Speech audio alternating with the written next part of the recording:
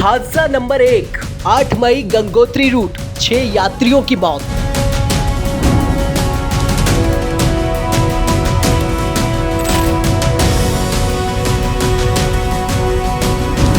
हादसा नंबर 2, 12 मई बद्रीनाथ, खराब मौसम, इमरजेंसी लैंडिंग।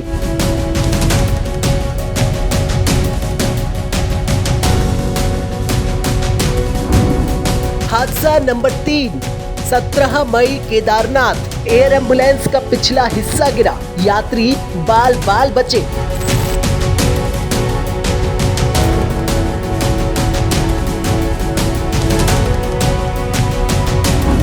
हादसा नंबर 4, 7 जून गुप्तकाशी गौरीकुंड मार्ग, तकनीकी खराबी, इमरजेंसी लैंडिंग, यात्री बचे, पायलट जख्मी।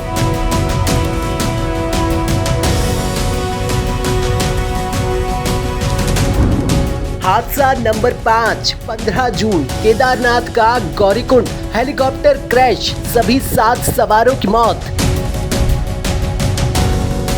चारधाम यात्रा के 1.5 महीने में इन 5 हेलीकॉप्टर हादसों में 13 लोगों की जान चली गई, जिसने लाखों श्रद्धालुओं के भीतर चिंता का माहौल बना दिया है।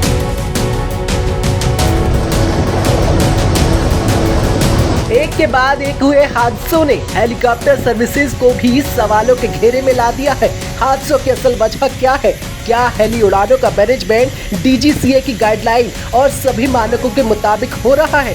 हेलीकॉप्टर से तीर्थ यात्राएं आखिर कितनी सुरक्षित है?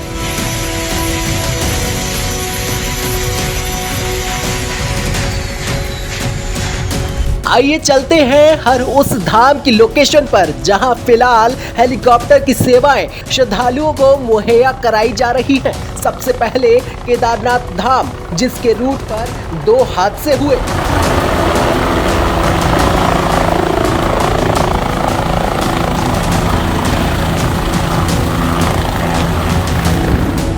हेलीकॉप्टर उड़ानें देश की सबसे जोखिम भरी एविएशन सेवाओं में गिनी जाती हैं, जिसके पीछे कई सारी वजह है। सबसे बड़ी वजह यहाँ का तेजी से बदलता मौसम है।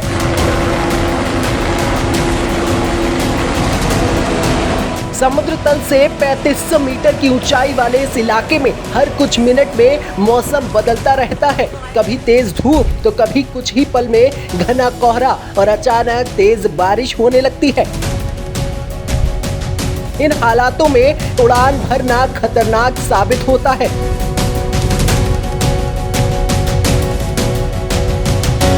पंद्रह जून को आर्यन एविएशन का जो हेलीकॉप्टर क्रैश हुआ, वो केदारनाथ से गुप्तकाशी सेक्टर के आर्यन हेलीपैड की ओर उड़ान भर रहा था। हादसे में पायलट समेत 7 लोगों की जान चली गई। Aircraft accident investigation bureau AAIB हादसे की जांच कर रहा है। शुरुआती इन्वेस्टिगेशन में पता चला कि हादसे के समय हेलीकॉप्टर पायलट के कंट्रोल में होने के बावजूद किसी चीज से टकरा गया। एयरक्राफ्ट एविएशन ब्यूरो के मुताबिक हादसे के वक्त घाटी में बहुत ज्यादा बादल और लो विजिबिलिटी थी। ऐसे समय में किसी भी हवाई उड़ान की मनाही होती है, लेकिन उस दिन खराब मौसम के बावजूद हेलीकॉप्टर ने उड़ान भरी। यही बात हादसे की सबसे बड़ी वजह बनी।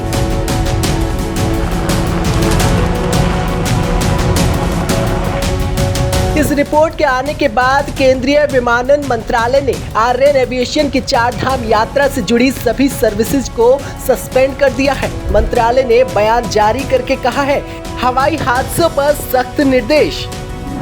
यात्रा में लोगों की सुरक्षा से कोई समझौता नहीं किया जा सकता है। किसी भी ऑपरेटर को मौसम संबंधी और दूसरे प्रोटोकॉल का उल्लंघन करते हुए उड़ानें नहीं भरनी चाहिए।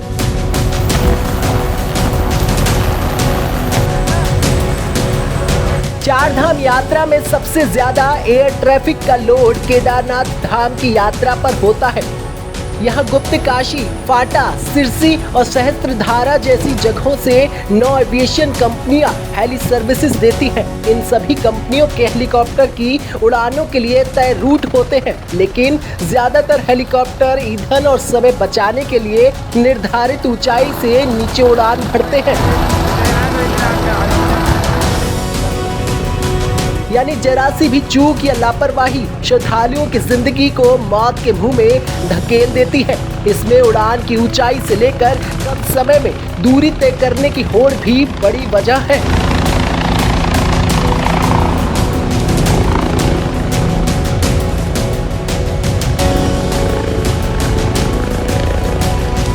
चारधाम यात्रा में ज्यादातर हेली कंपनियां सिंगल इंजन वाले हेलीकॉप्टरों का इस्तेमाल कर रही हैं।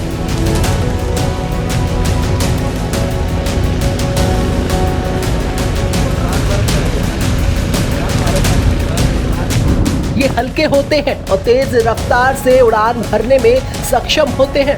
आमतौर पर गुप्तकाशी या फाटा से केदारनाथ हेलीपैड तक जाने में 15 से 20 मिनट लगते हैं। सिंगल इंजन वाले हेलीकॉप्टर से दूरी महज 7 मिनट में पूरी कर ली जाती है।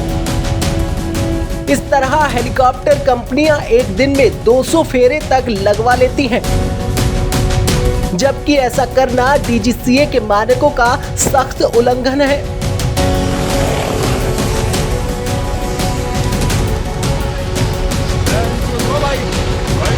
लगातार होते हेलीकॉप्टर हादसों की वजह से डीजीसीए ने उत्तराखंड में नए नियम लागू करते हुए कुछ पायलटों के लाइसेंसों को सस्पेंड किया था।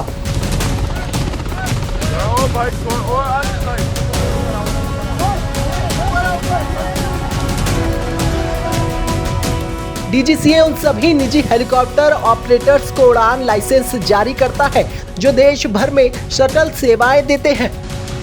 इनमें माता वैष्णो देवी श्राइन बोर्ड से लेकर बद्रीनाथ केदारनाथ मंदिर समिति की शटल सेवाएं शामिल हैं। डीजीसीए ने पायलट पर उड़ान का प्रेशर कम करने के लिए चारधाम रूट पर प्रति घंटे सिर्फ 9 उड़ानों की सीमा भी तय कर दी है। इनमें सिरसी हेलीपैड से 4, फाटा से 3 और गुप्तकाशी से 2 उड़ानें रखी गई हैं। इससे रोज की कुल उड़ानें 250 से घटकर 150 रह गई हैं। डीजीसीए ने नियम तो बनाए हैं, लेकिन ये सिर्फ कागजों तक ही सीमित है। इन्हें अमल में लाया जा रहा है या नहीं, इसकी किसी को कोई चिंता नहीं है। डीजीसीए भी हादसा होने के बाद एक्शन लेता है। सिर्फ लाइसेंस रद्द करने भर से चीजें नहीं बदलेंगी। हादसों का कारण बन रहे हेलीकॉप्टर ऑपरेटर्स और जिम्मेदार लोगों को जेल भेजना चाहिए। आपकी इस पर क्या राय है, ये हमें कमेंट बॉक्स में जरूर बताएं। आपकी बात हम इस वीडियो के जरिए अधिकारियों तक पहुंचाने की कोशिश करेंगे।